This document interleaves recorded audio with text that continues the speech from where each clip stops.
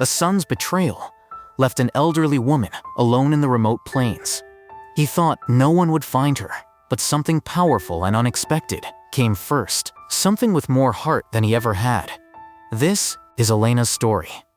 Elena's life was quiet, lived from the wheelchair in the small house she shared with her son Marcus. The house, it used to be full of joy, but tragedy struck when Marcus lost his wife and his unborn child in a terrible accident. Grief, it turned Marcus bitter. He began to see his helpless mother, not as family, but as a heavy chain, a reminder of a life he'd lost. One morning, he put on a false smile. "Mother," he said, his voice soft, "let's go for a drive. See the mountains." Hope, a feeling she hadn't felt in years. It warmed Elena's heart. She believed, truly believed, his bitterness was finally fading. She happily agreed, completely unaware of his true dark intentions. He drove for hours, far, far past any familiar landmarks. The paved roads, they turned to dirt tracks. Civilization simply vanished behind them. The car stopped in a place of profound and unnerving silence, surrounded only by endless plains and a vast empty sky. "Marcus," she asked, her voice a whisper, "where are we?" Without a single word, Marcus got out. He unfolded her wheelchair and lifted her into it. His touch, it was cold, distant. He knelt before her, his eyes filled with a hollow, empty sorrow. "Forgive me, Mom," he whispered, his voice breaking. "I can't do this anymore." And then, he was gone. He walked back to his truck, never once looking back, shutting the door on her desperate, painful pleas. "Marcus, don't leave me, please." The engine roared. The truck disappeared over the horizon, leaving a cloud of dust, a cloud that settled around her, like a shroud. The silence that followed was absolute, total. The wheels of her chair were stuck deep in the dirt. She was a prisoner in her own body, abandoned in the middle of nowhere. The sun was a hammer above, and the tears that streamed down her face, were for a pain far deeper than any physical suffering. The pain of being thrown away by her own child. Hours, they turned into a blur of heat and of thirst. As the sun began to set, painting the sky with fire, a shadow fell over her lap.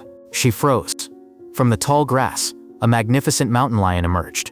Its amber eyes, they were fixed on her. Its body, pure muscle, the perfect predator. This was the end. Elena closed her eyes and whispered a final silent prayer. She waited for the sharp teeth, for the final moment of pain. She felt a hot breath on her hand, smelled the wild scent of the animal, and she braced herself. But the attack, it never came. She dared to open her eyes. The great cat was simply watching her. With an intense, unnerving curiosity, it circled her once, then turned and vanished. A moment later, it returned.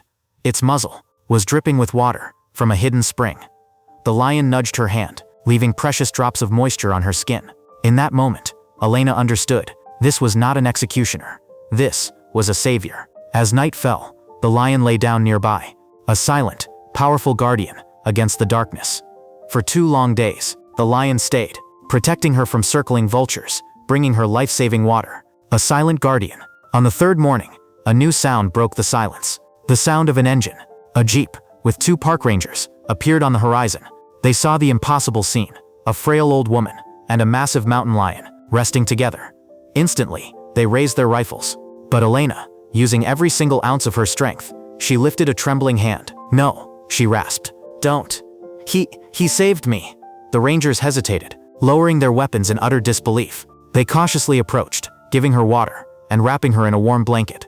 They lifted her gently, so gently, into their jeep. As they prepared to drive away, the mountain lion rose.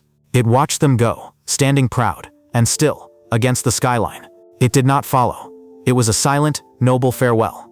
A king, letting his charge return to her world, not the hospital. Elena's incredible story of survival spread like wildfire. She spoke of her son, not with anger, but with a deep, profound pity. And she spoke of the lion, with awe and with gratitude. "My own blood left me to die," she would whisper to visitors. "But a wild heart, it showed me what true compassion is."